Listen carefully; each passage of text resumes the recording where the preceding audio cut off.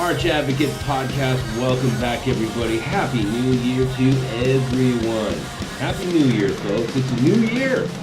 Have you been going to the gym every day? Are you sticking with your New Year's resolutions? Did you quit smoking? What'd you do? Happy New Year, everybody. Listen, this was a really wonderful time for me. As you guys know, I took a break from podcasting just before Christmas. Right, the Friday before Christmas, So what was that? I don't know, a little over 10 days. And in that time, like I've had barely any interaction on social media, and I feel clean.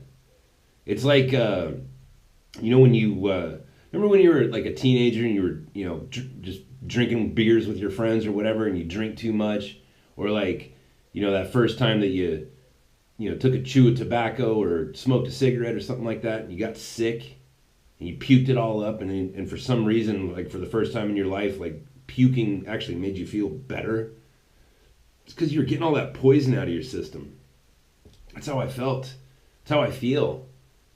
God, it's so nice. Like now, like when I check my Facebook, it's like I guess it would be like being gun shy. Like I just, it's like, oh, I don't want to see it. I don't want to see it. Oh, the Young Turks, I don't want to see it. Oh, some bad news is going on over here. I don't want to see it. I don't want to turn on Ben Shapiro. I don't want to turn on Tucker Carlson. I don't want to hear it. I know things are bad. I just, like, I was getting into, like, I was starting to realize that you guys heard me talking about that. Like when I talk, like I'm just processing life over here. You know what I mean? This is my life. These are my thoughts. This is what I'm going through. If I'm talking about something, it's like this is what I'm trying to process.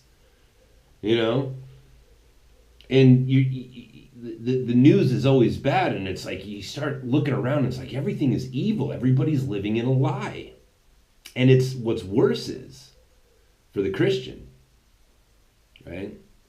What do? You go to church and there's just something that's not right. Yeah, and you can't quite put your finger on it, but something's not right.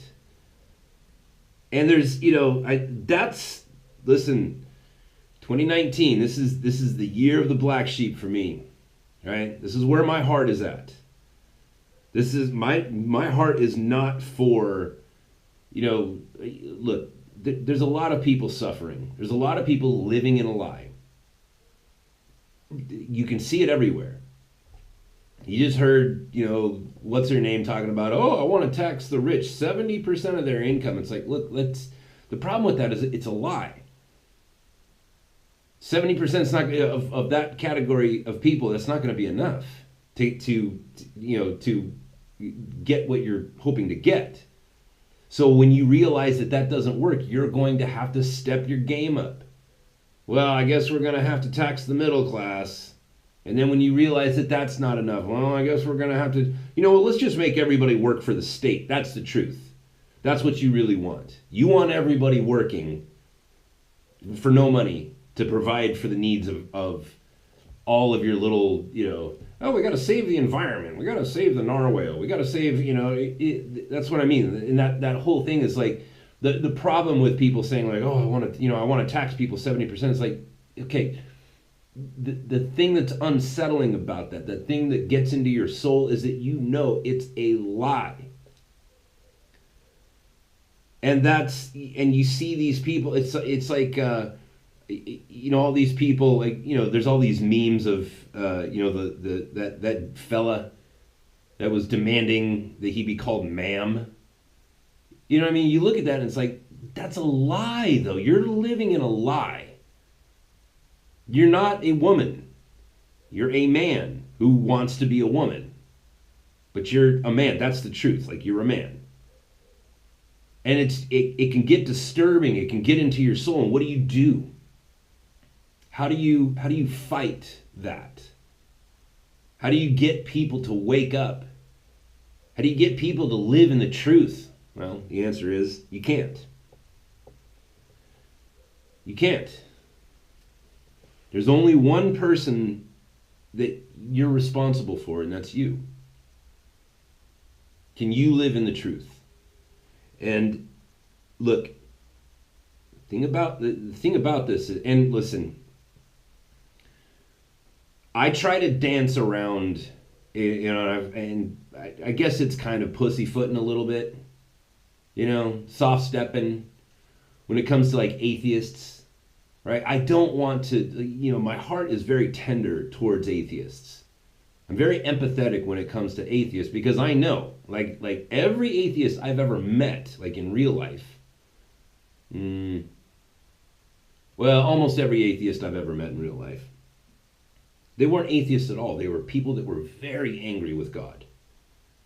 Very angry with God. And they just found this word that they could channel their hatred and their brokenness into, and it's atheist. I'm so mad at God. I must not believe that there is such a thing. So I'm always very careful when it comes to atheists.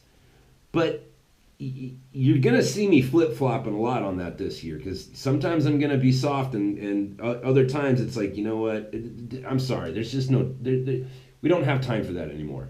Shit or get off the pot. And sorry. OPD clean mouth over here. Listen, I have to quit cussing. All right? And I've done very well about that, but like, you guys can call me out on that. Like, if you hear me cussing, you guys write me a nasty email or whatever. We don't have time for you atheists, all right? Pick one. You Christians, like you people that call yourself Christians, like this is the year for you. My heart is for the black sheep. The people that know, right, that there's something missing. You can't quite put your finger on it, but you're just,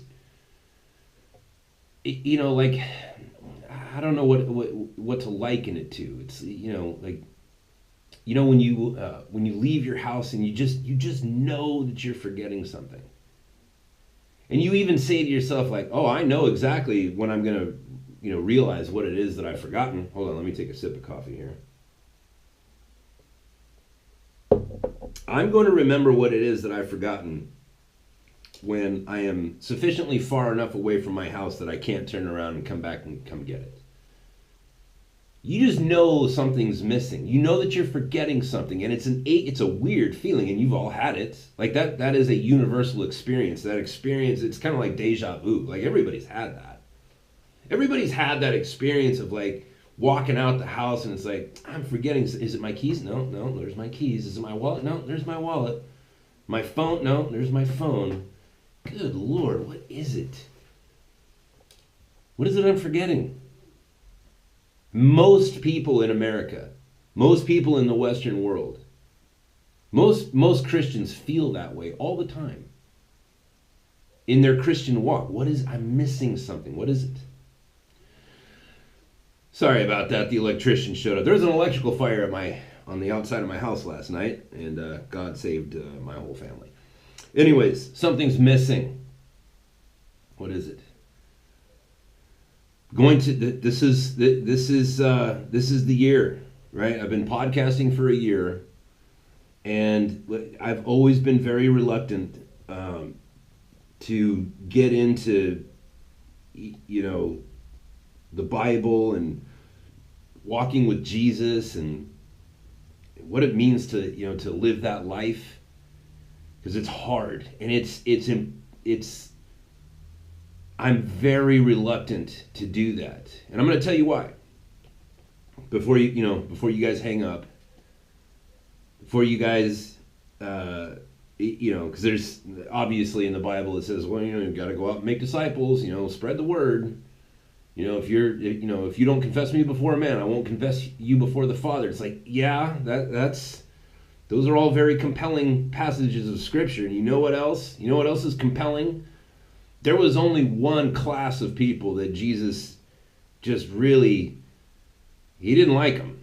I mean, some of them he did, but there was only one class of people that Jesus just had zero wiggle room on, and it was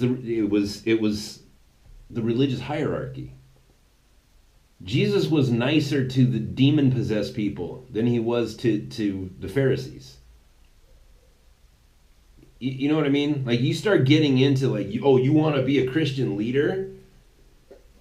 I'm not saying it can't be done. There's good Christian leaders. There have been good Christian leaders.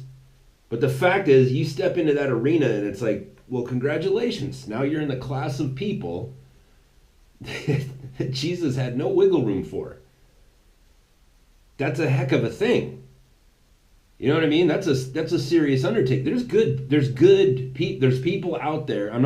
Listen, I'm sure there's a lot of good, righteous teachers, leaders out there, but man, there's a lot of BS out there.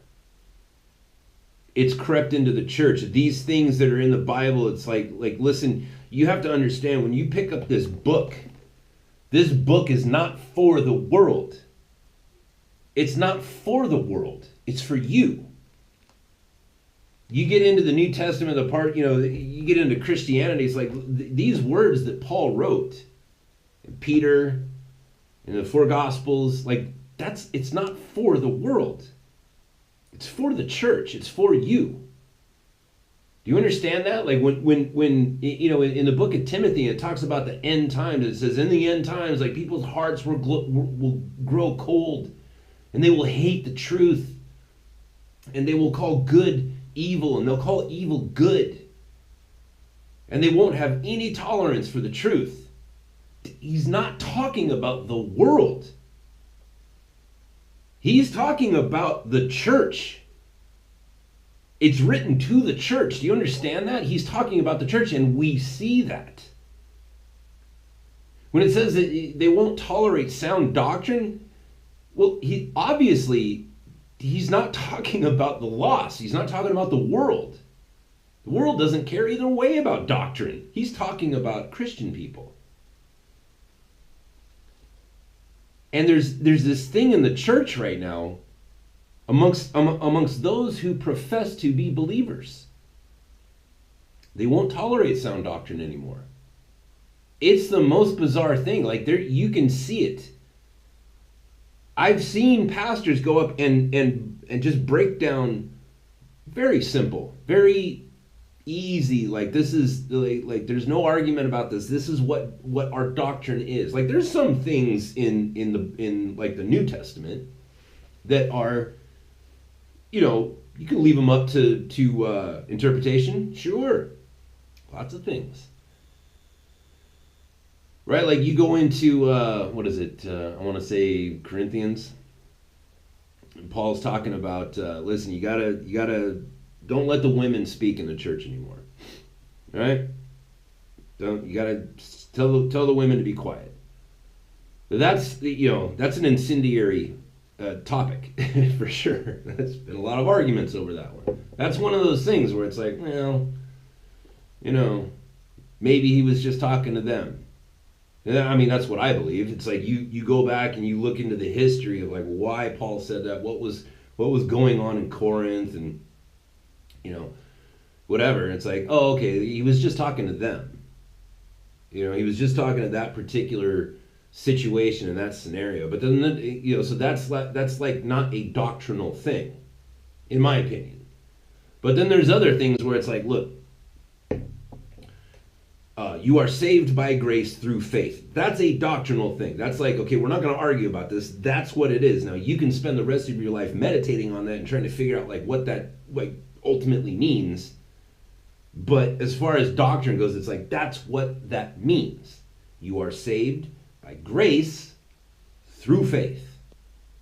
And there's pastors that can get up on a stage on a Sunday morning with a microphone and just lay that out, and it'll piss half the people off. How can you say that? It's like, I'm not saying it. Paul's saying it.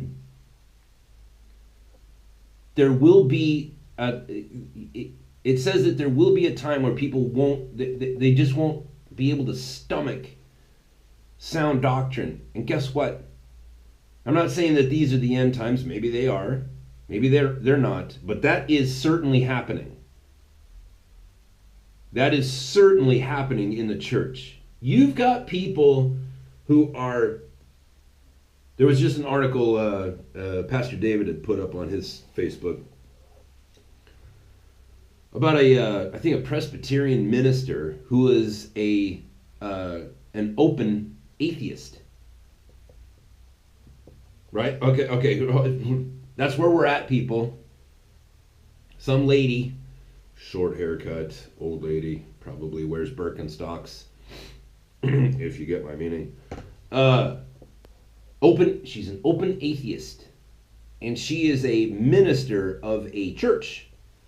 That's where we're at. You are here, right?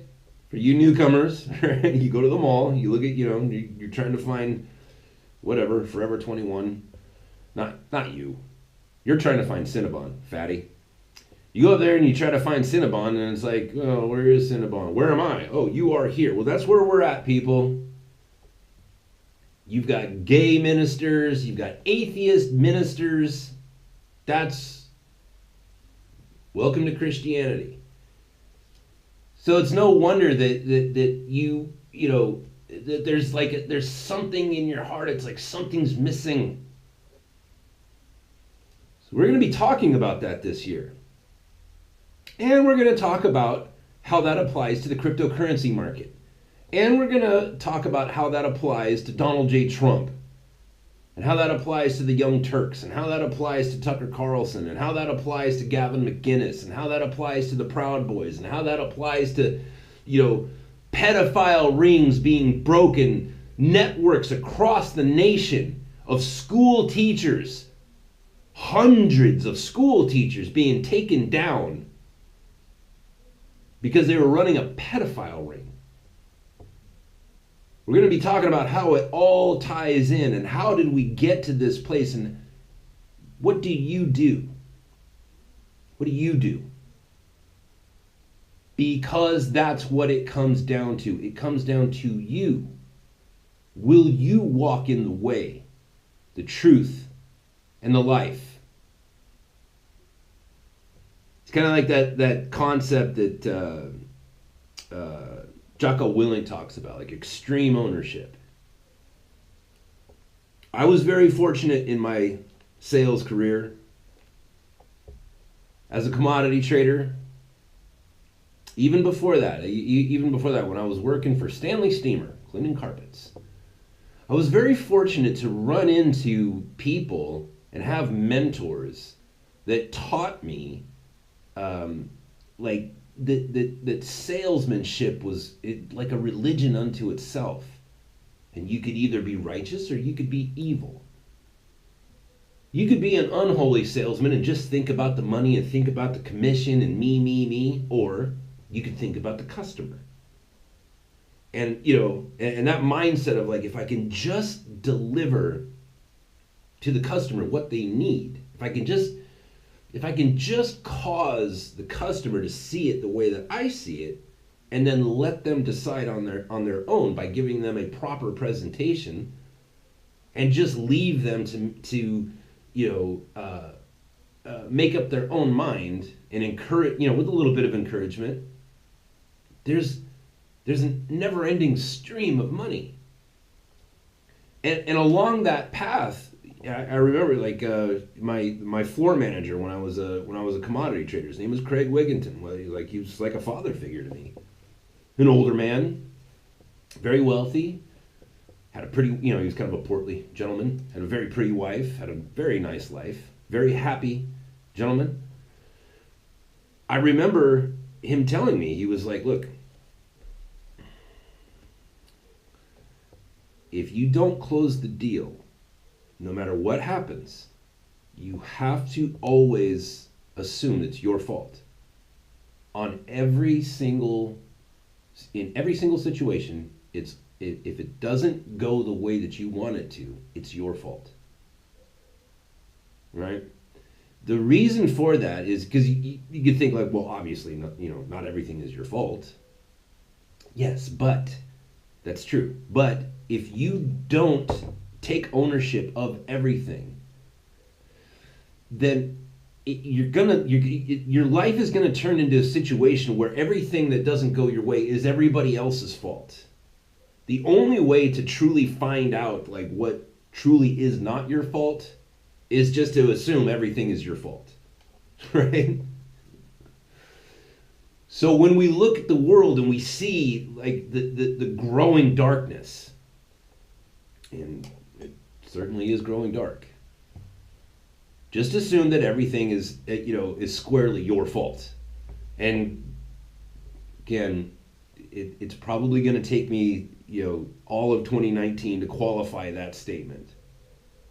But let's walk through it. I am not saying walk around flogging yourself like, oh, everything's my fault, or that old the infamous Irish Catholic guilt or Jewish guilt. Like those are the two most famous forms of guilt. I'm not talking about that. I'm just talking about extreme ownership. Right? There's three. I'm going to break down two concepts on this today. And I don't want to talk about the news. And I don't want to talk about the revelations that have been coming out about like who Jordan B. Peterson really is. And just the sickness that's going on in our government and all that stuff. I want to take it back to the beginning. So there's two things that I want to talk about. One of them is very quick, and one of them is going to take a little bit longer. Number one, there are three major components to learning. Right?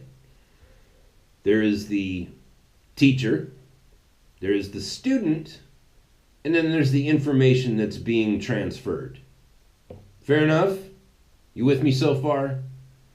There's the teacher, there's the giver, there's the receiver, and then there's the energy. Like if it was like an electric cord.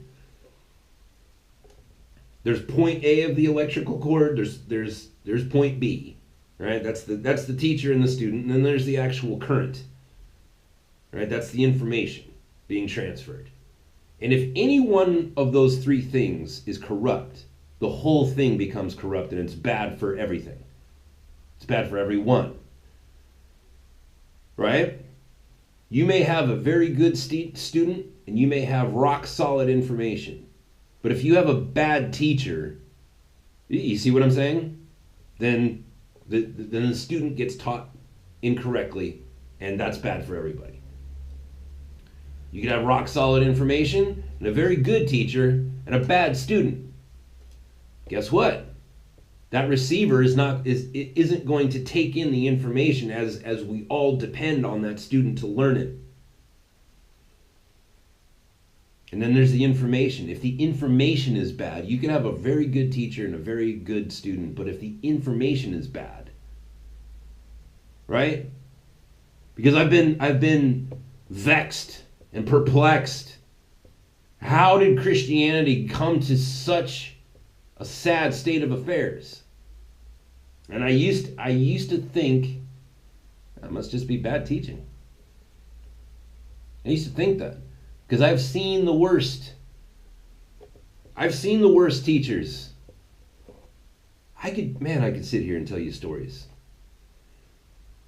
I've seen pastors on a stage say out loud in front of a whole congregation of people that the whole point of the Christian life, it's a contest, and the more souls that you save, right, the more people that you convert to Christianity, it's like a game show.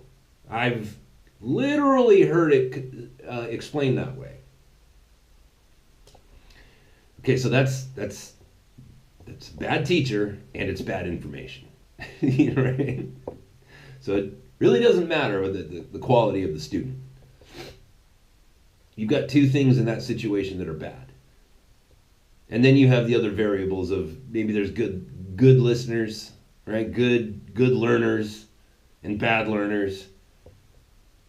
Right? So in that scenario, it's like, man, there's going to be all three of those things that are bad. That's bad for everybody. I've heard of pastors get up, say out loud like it's not my job to disciple people. It's you, the congregation. It's your job. My job is to, organize having a building here and making sure that the parking lot is safe and well lit, and making sure that we have a staff that's paid. Right? But the actual work of Christianity, that's on you. Okay, well that's a bad teacher, and that's bad information. I used to think it was all bad teaching till I went for a very long walk, and I taste tested, if you will, churches all over America and all over Europe. And I came to a horrific revelation, a revelation that made me want to crap my pants. Oh no! Like it says in Isaiah, oh no, woe is me! Woe is me! I had it all wrong. Yes, there's bad teachers. But there's also bad learners. There's bad receivers. There's bad teaching and there's bad learning. And there's bad information. And how do you get through all that? Right? Like how do you know? How do you know what's good or bad? How would you know? Did you go to, somebody I know, did you go to Princeton, get a PhD in divinity? That's my cousin I'm talking about. And you'll know if you ever meet him, because before he tells you what his name is, he'll tell you that he has a PhD from Princeton in divinity. He's one of those DBs. Right? How would you know? How would you know? You know what I mean? Like, did you go learn Greek, ancient Greek? Did you go learn Hebrew, ancient Hebrew? Did you go learn Aramaic? Did you go learn ancient Aramaic? Did you study German? Right? Because, Martin Luther was the first to, translate the Bible into German. Did you go learn German? No. How would you know? Is there any way around that? Is there any way through that? And yes, there is. Yes, there is. And I'm going to say definitively, yes, there is. And what it's going to come down to is this. Do you really believe? Like, you don't have to be all the way secure in what you believe. Right? Like, that's, I've come to learn, like, that's a process. There's very difficult things about this book. Very difficult things. Things that you're going to have to wrestle with. In fact, that word Israel, right? God's people, the nation of Israel, the land, like God's promised land, Israel, that word means to fight with God, to wrestle in a fight with God. That's what it means. And there's fights that you're going to have that, like, the victory's not going to, God's not going to give you the victory right away. It's going to make you fight. That's what I meant. I kind of misspoke there about, being secure in your beliefs. There's things that are hard. There are things that are hard in this book. Most of it. And if it's not a struggle for you, then you're not wrestling. You know what I mean? Like, if it's not a fight for you, then you're not fighting. Let me tell you something about this book. Like when I say, like, do you believe? For those of you, like, that are just listening on the podcast, I'm holding up my book. By the way, this book, I've had this particular book since I was 16. That means that there are people that are listening to this podcast right now. Like, I've literally been carrying this book around more days than you've been alive. Thank you, Pastor David, for mailing this to me. I missed it horrifically, terribly. Did you know that there's a story in this book about a guy that, that God was telling him, like, hey, I've got this battle for you to go to. And the guy says, well, I don't have any soldiers. God says, don't worry about it. And there was this place called the Valley of the Bones. There was this place where like all these soldiers, all these men died. And, it was such a huge battle that, nobody was there to come and, bury those people. So there's just human bones everywhere. God said, don't worry about it. And he reanimates all of these people. Right? That the bones started growing muscle and sinew. And then stood up. Like a Bruce Campbell movie. Do you understand, if there's anything in this book that is wrong, then it's all wrong. And you shouldn't pay attention to any of it. It's in or out, one or the other. What do you call that? A binary decision, right? It's one or the other. And I truly believe that we are going through what in the book of Daniel talked about, like the great apostasy, the great falling away. I believe that we are there. There's a lot of people that are lamenting that fact. I'm not. For a long time, I've thought, I think there's too many Christians. There's too many people going around calling themselves Christians. You've got ministers all over America and all over the Western world saying, oh, no, the church is falling apart. There's all these people leaving. It's like, good. Bye. Bye, Felicia. Jesus Christ said there is a way that leads to life and few will find it. Few. There's 2 billion people saying that there are Christians. There's only 7 billion people on the planet. That's not few, that's many. Bye, Felicia. Look, if this isn't for you, then leave. If you can't handle it, then leave. You think I just look at that story of the Valley of the Bones? By the way, it's in the book of Joel, if you want to read it. You think I don't struggle with that? That's a hard thing. That's a tough thing. It's hard. Wait a minute. There's a story in the Bible of dead men whose carcasses had rotted so long that there was nothing left but bones. And this invisible God puts muscle and guts and sinew and everything that goes into the respiratory system, the nervous system. He just reanimates an entire army of people. Look, it's okay to struggle with it, but you have to struggle with it. But if you just dismiss it and be like, oh, that's BS. Okay, well then Christianity isn't for you. Leave. Leave before you become another one of these ministers who stands up on a stage on Sunday morning telling people that Jesus came to give us this really nice message. Listen, Jesus taught horrific things. Horror. And if it even says this, it repeatedly, by the way, it says this repeatedly, these teachings, if it's not rubbing up against you, if it's not offending you, then you're not getting the message. You're not getting the message. It's supposed to offend you. Right? Because we were born fallen. We were born separated.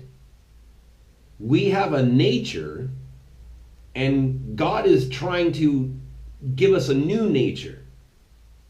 That means that the old one is going to be offended.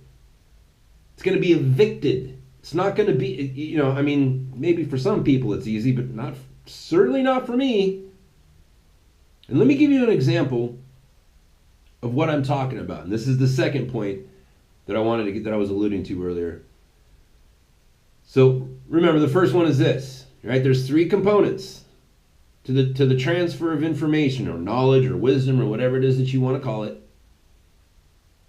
There's the giver, the receiver, and the information itself. If any one part of that is bad, then the whole thing is bad.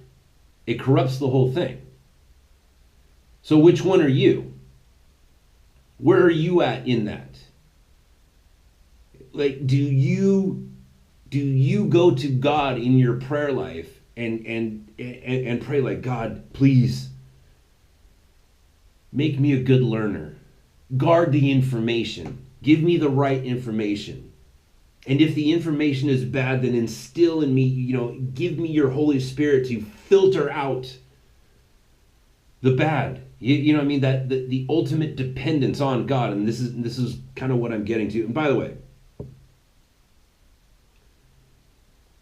listen, if you're good at praying, those of you listening, like, I don't know who's listening, but if you're good at praying, I need you to lift up Ian, listener Bad Wolf. Ian is going through a hard time because he has an ailment that puts him in a lot of pain. And as you all know, like in modern life, like the answer to all pain is pain pills. And they're addictive. Like, man, I when I shattered my knee, the doctor told me, like, listen, we're going to have you on morphine.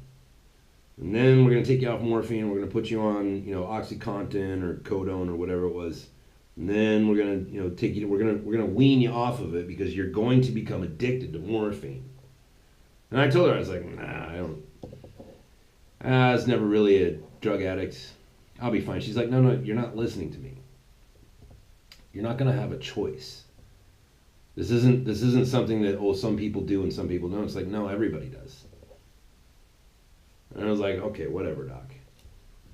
And a few months later, as I was getting weaned off, I would wake up in the middle of the night, pouring sweat, shaking, and like, thinking to myself like, oh man, I need to take a morphine. I'm in pain. And I called up my doctor, my surgeon, and I was like, oh, what's happening? She says, dude, I told you this would happen. Your body has become dependent on these chemicals. You are an addict now, and you are going through withdrawals. This is what everybody that has gone through the experience that you've gone through, everybody goes through this. I told you. I was like, oh yeah, that's right. Now listener Ian has a very painful, would you call it a disease? I guess. Not, what is it? Sorry, everybody.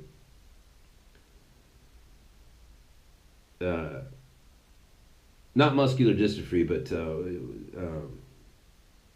what's the other one? I'm sorry, my mind is shorting out. But he's decided to take himself off of the pain pills. This is going to be a very difficult transition for him. And what's worse is that, like, unlike my situation where it was surgery and it's just time, right? Time is the answer. In my situation, time was the answer. That's not the situation for him. And if you are good at prayer, I need you to mention him in your prayers and lift that situation up before God. And if you're not good at prayer, but you know somebody who is, would you call that person and just say, hey, listen, there's this guy that you've never heard of. His name is Ian. And he has multiple sclerosis. Sorry about that. Multiple sclerosis. It's like as far as I know, it's like a nerve thing. And it's I've had a couple of friends that have had it. Like, it's not pretty. All right, lift him up. Anyways, listener Ian, and thank you, Ian. Thanks for the money over the holidays and all of that. I really appreciate that. And I just, like, man, I am good at prayer, and I am lifting up your name. The second part I wanted to talk to you guys about as we go into this year is the one thing I see over and over and over all around America is, and in Europe, is people that preach a nice Jesus. And, I can certainly see how that's happened, but at the same time, it's like, I look at that and I think, like, man, are we even reading the same book? And we're going to start off here. We're going to start off on the Sermon on the Mount. If you want to read that, it's probably the best way to start is go to Matthew chapter 5. Now you have to keep in mind that the disciples that walked with Jesus, there was 12 of them until there were 11 of them. Right? And there was no printing press. Right? There was very little paper. Very few people knew how to write. Paper was a highly sought after commodity. You know what I mean? And it took a long time to write. There was no big pens. You know what I mean? Like just the act of recording things through writing, it was a very different process than what we have today. And so when you approach the Gospels, you have to keep in mind that Jesus talked nonstop, except for the times that he was asleep. He spoke nonstop for 3 years. He said a lot of things.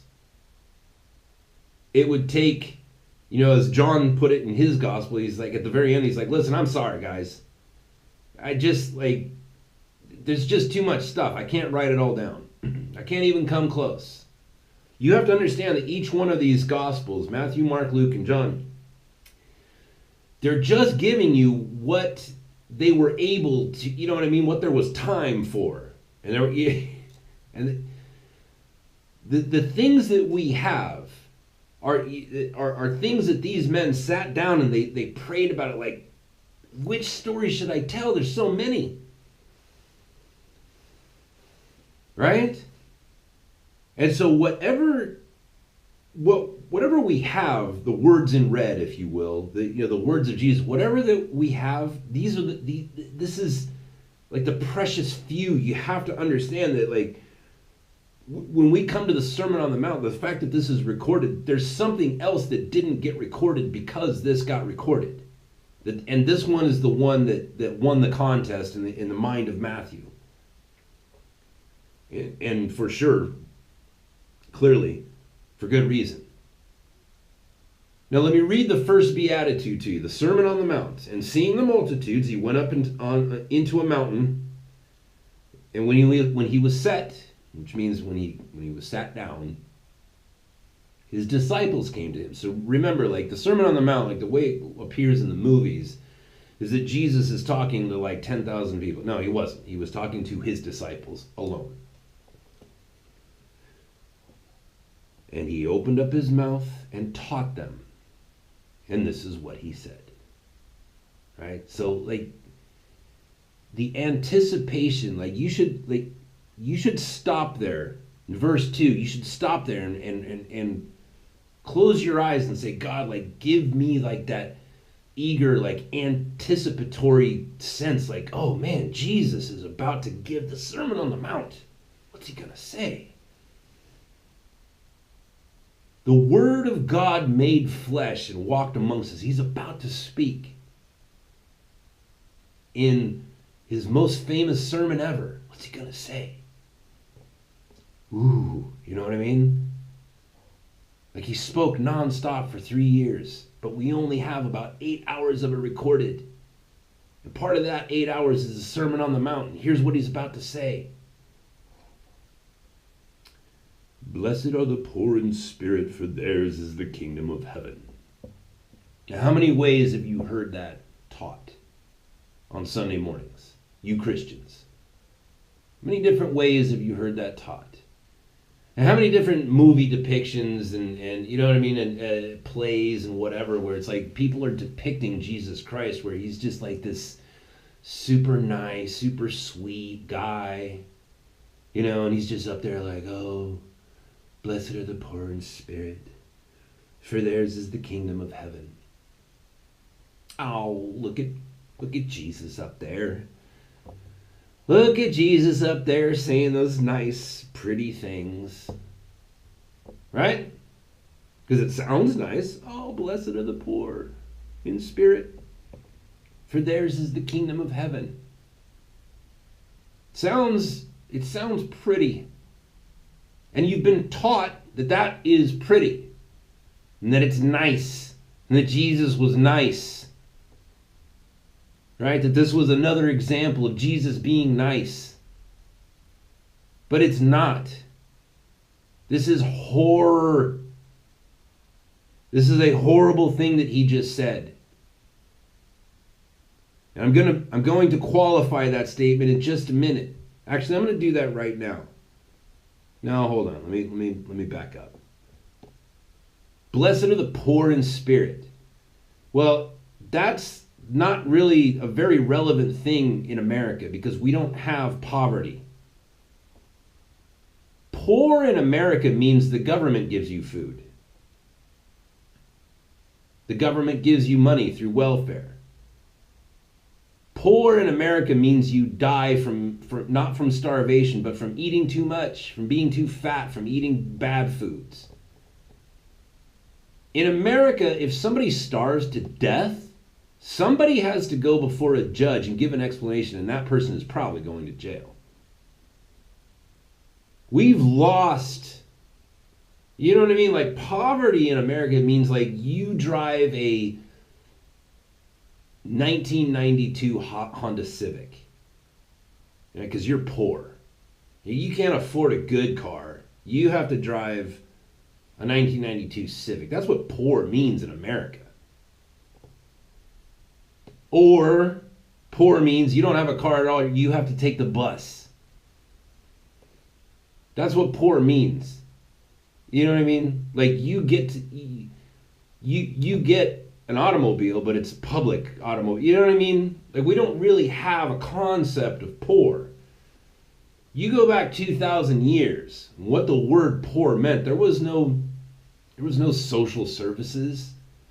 They didn't even have plumbing.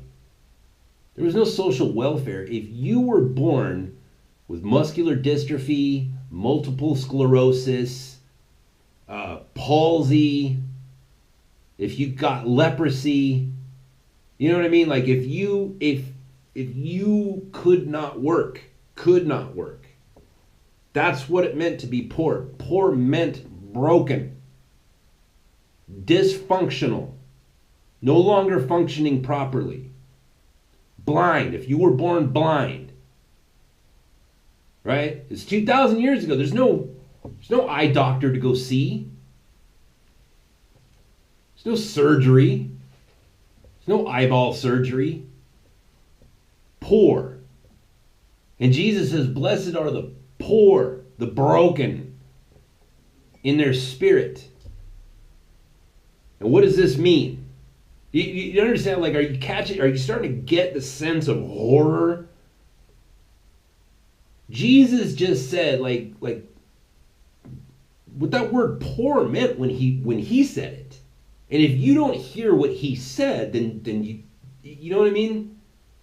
Like when Jesus says, blessed are the poor in spirit, and if you receive that and be like, oh, that's so sweet. What a sweet man this Jesus. No. No, this was horrible. Horrific. Blessed are the poor. And this is what he was referencing, by the way. This is what he was saying. Now, this is purely speculation, but most people, most scholars and hobbyists like me, believe that the book of Isaiah was Jesus' favorite book. And why? Well, because he quoted it the most. But we don't really know because we don't know everything that he quoted, right? Because of the aforementioned problem that I said, he spoke nonstop for 3 years, and we have about 8 hours of it. Total combined, we have about 8 hours of everything he said. But what we have leads us to believe that the book of Isaiah was his favorite book.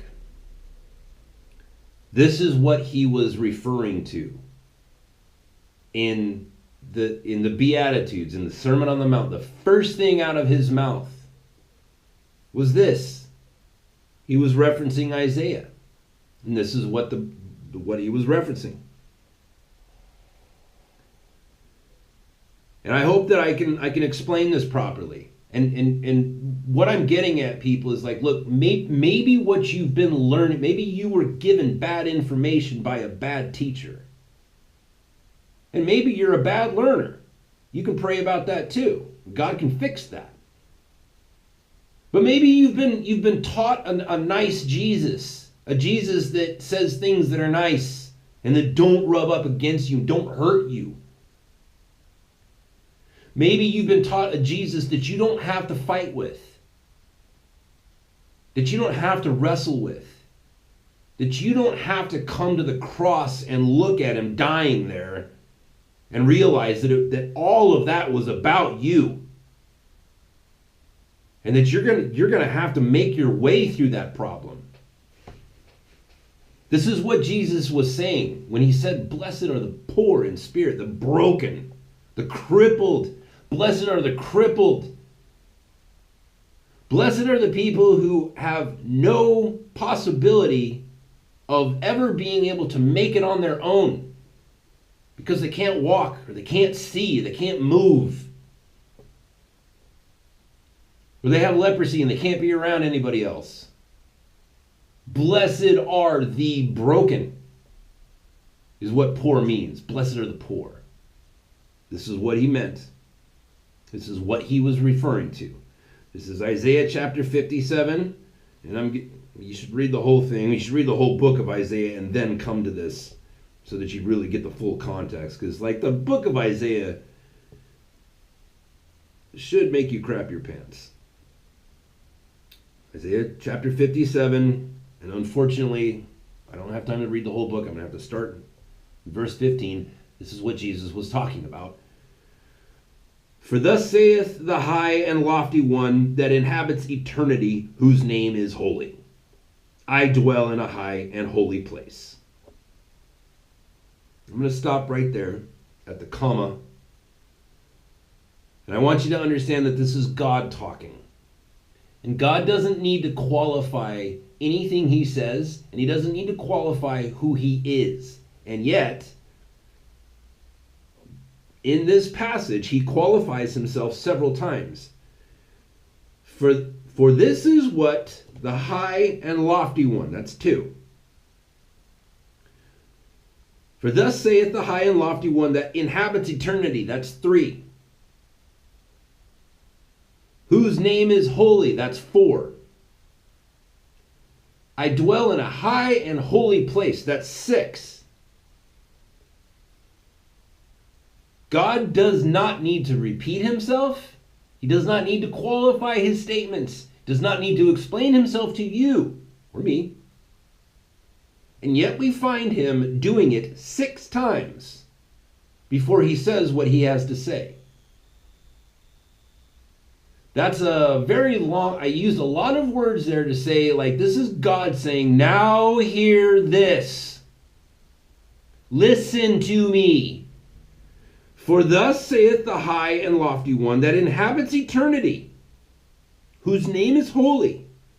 I dwell in a high and holy place with him also that is of a contrite and humble spirit, to revive the spirit of the humble and to revive the heart of the contrite ones. He introduces himself 6 times, or qualifies himself 6 times. He wants to make it clear to you his position. I'm high, I'm holy, I dwell in eternity. 6 different adjectives, if you will, to explain to you. He's like, hey, listen, get ready. I need to get your mind ready for what I'm about to explain to you. There's only one type of person that I'm in heaven with. There's only one type of human that I'm here with. And it's the broken. There are 2 things that you need to walk in the way of the Lord. A broken heart and a set of stones. Blessed are the poor in spirit. God is saying here in Isaiah, there's only one type of people that are in my presence. The broken.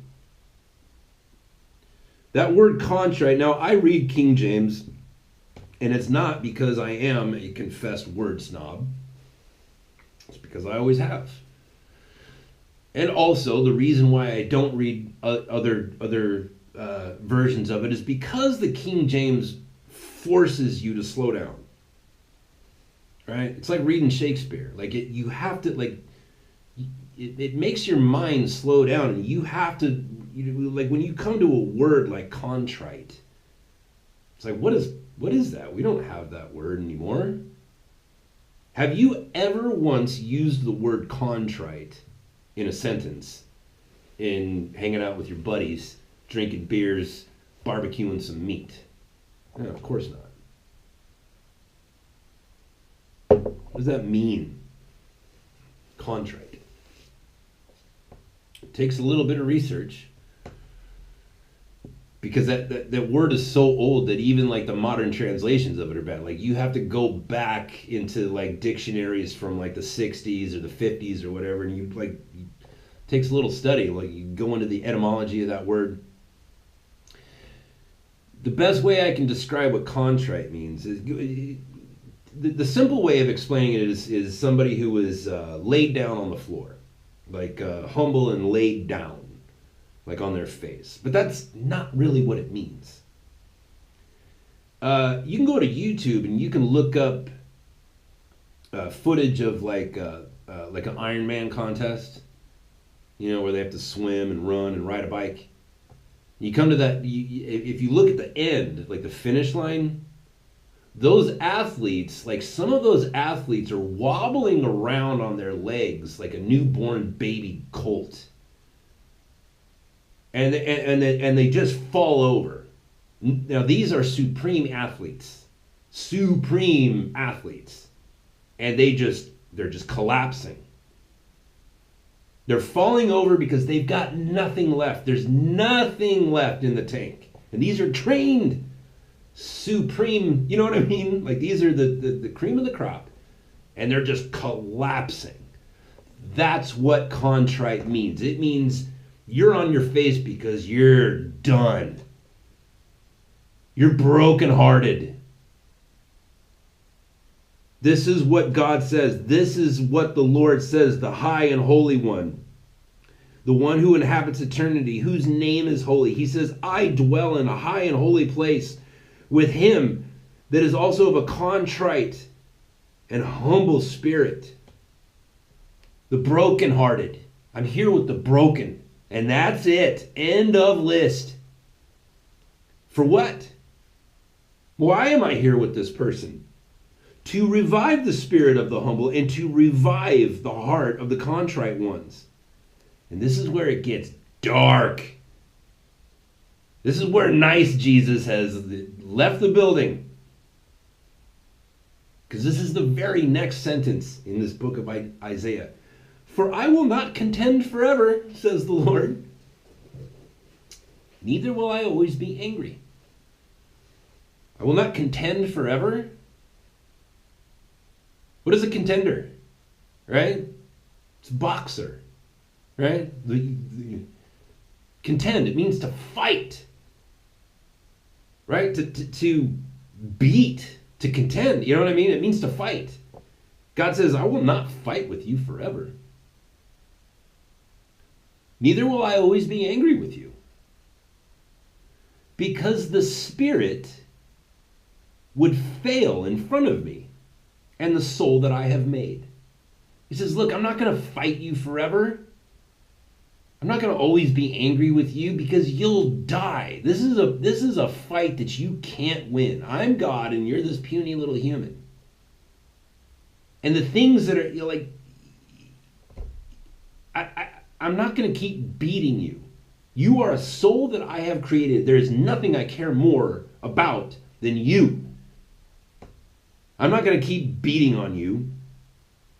It goes on to say, for the iniquity of his covetousness was I angry, or wroth, and I struck him, and I hid myself, and was angry, wroth. And he went on frowardly in his way of his heart. I have seen his ways, and I will heal him. I will lead him also and restore comfort to him and to the people who mourn for him. I create the fruit of the lips. I call out peace, peace to you. Peace to him that is far off. Do you feel like you're far away? Guess what? You are, and God is crying out peace. I don't want this war anymore. Peace. You're broken. Just understand understand your brokenness. Understand it. Come to me. Blessed are the poor in spirit, because these are the only people who are allowed in God's presence. Blessed are the poor in spirit, for theirs is the kingdom of God. You understand? There's nice Jesus, and then there's Jesus who says things that are horrific. It's horrible. If you want to be in God's presence, it's contrite. I'm only here with the people who have, they're just broken. They've just come, they're at an end. They're laying down on the ground because they don't have the strength to stand. Because they're sick, they're broken, they're crippled. Right? Do you understand like the horror of that? That's, it should scare you. These words should scare you and give you hope. That, oh no, this is the only way. This is the way. This is the way. This is the way to get, my condition is the very qualifying thing that lets me get into God's presence, is the fact that I'm broken. And Jesus opens his mouth to speak in the Sermon on the Mount, and the first thing out of his mouth is, blessed are the broken in spirit, for theirs is the kingdom of heaven. Black sheep, this is the year. Like, it's time. It's time to learn how to pray. It's time for you to find out if it's all real. Is it all real? Did God speak to Moses in a burning bush? Did Jonah, you know what I mean? Did Joshua tell the sun stand still? Is there a God who speaks? Does he still speak? Does he still talk to people? And what would happen if he spoke to you? Because evidently when God speaks, universes are created. Stars and planets. What would happen if he spoke to you? What if he said one word to you? What if he spoke your name? What would happen to you? We're living in a time of lies. And there's no, it's not going to be fixed by you running around pointing out that we're living in lies. It's going to be fixed if you live in the truth. And that's the only way out. And there was one who said, I am the truth. His name is Jesus Christ. Follow him. My name is Pete Dobson, and I am taking the handle of Sabertooth Sheep. You can pick your own name. You can be Razorback Sheep. You can be, I don't know, whatever. Old Petey, Sabertooth Sheep. Time to follow people. Follow or stop, right? You read through the Gospels, man. Every time Jesus spoke, it says people just walked away. They're like, oh, I can't handle this. It's too much. Right? If that's you, bye. Jesus said, there is a way that leads to life, and few will find it. Like, if this isn't for you, then leave. You will be in large company. Most people do, right? But if you know, right? If you want to know, if you want to hear the voice of the Father speaking your name, you're going to have to learn how to ask. You're going to have to learn how to listen. You're going to have to embrace your broken spirit. That's the show for today. Happy New Year, everybody. We'll talk to you tomorrow.